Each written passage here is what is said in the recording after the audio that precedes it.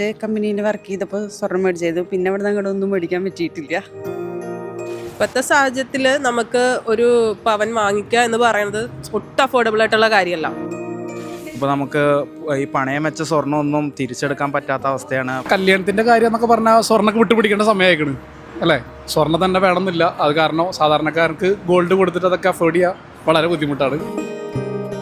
നാട്ടിലിപ്പോൾ ഒരു പവൻ സ്വർണം മേടിക്കണമെങ്കിൽ 1 ലക്ഷം രൂപ കൊടുക്കണം. ഒരു സാധാരണക്കാരനെ സംബന്ധിച്ച്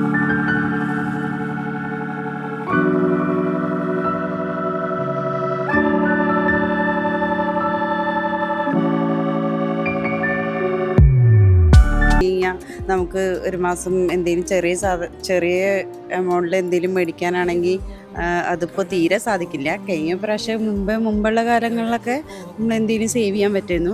ഇങ്ങനെ കൂടുകയാണെങ്കിൽ ഒന്നും സേവ് ചെയ്യാൻ പറ്റണില്ല. ഇപ്പം എന്താണെന്ന് വെച്ച് കഴിഞ്ഞാൽ നമ്മുടെ സ്വർണത്തിന് അത്യാവശ്യം നല്ല രീതിയിൽ വില ഇങ്ങനെ വർദ്ധിച്ചുകൊണ്ടിരിക്കുകയാണ്. പിന്നെ ഓരോ ആവശ്യങ്ങൾക്ക് വേണ്ടി സ്വർണം മേടിക്കാൻ പോയാൽ പോലും ഭയങ്കര റേറ്റാണ്. ഒരു സാധാരണക്കാരനെ സംബന്ധിച്ച് ഇത് ഭയങ്കര ഒരു ബുദ്ധിമുട്ടാണ്.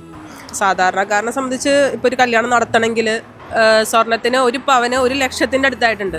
അപ്പോൾ ഒരു 10 പവൻ മാക്സിമം ഒരു 10 പവനെങ്കിലും കൊടുക്കണമെങ്കിൽ നമുക്ക് അഫോർഡ് ചെയ്യാനേ പറ്റില്ല. ഒരു 10 ലക്ഷമെങ്കിലും ഒരു 10 പവൻ കൊടുക്കണമെങ്കിൽ വേണം.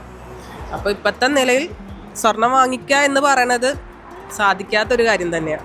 ഗോൾഡിൻ്റെ ഇപ്പോൾ ഇൻവെസ്റ്റ്മെൻറ്റിന് ഏറ്റവും ബെറ്റർ ഈ പ്രൈസിൽ ഭയങ്കര ഇതാണ്. പിന്നെ ഇതിനെ വിശ്വസിക്കാൻ പറ്റില്ല. നമ്മൾ 226-ൽ 1 lakh ആയി. അത് അതേപോലെ തന്നെ സംഭവിച്ചിട്ടുണ്ട്. അപ്പോൾ ഇൻവെസ്റ്റ് ചെയ്യാന്നുള്ള മേഖല നോക്കുമ്പോൾ ലാൻഡ് ആയാലും മക്കളെ സംഭരിച്ചിട്ട് സ്വർണം എന്നും കുറച്ച് വർഷങ്ങളായിട്ട് നിലനിൽക്കുന്ന സാധനമാണ്. പക്ഷേ എന്താ പറയുക, എപ്പോൾ വേണമെങ്കിലും മാറാം.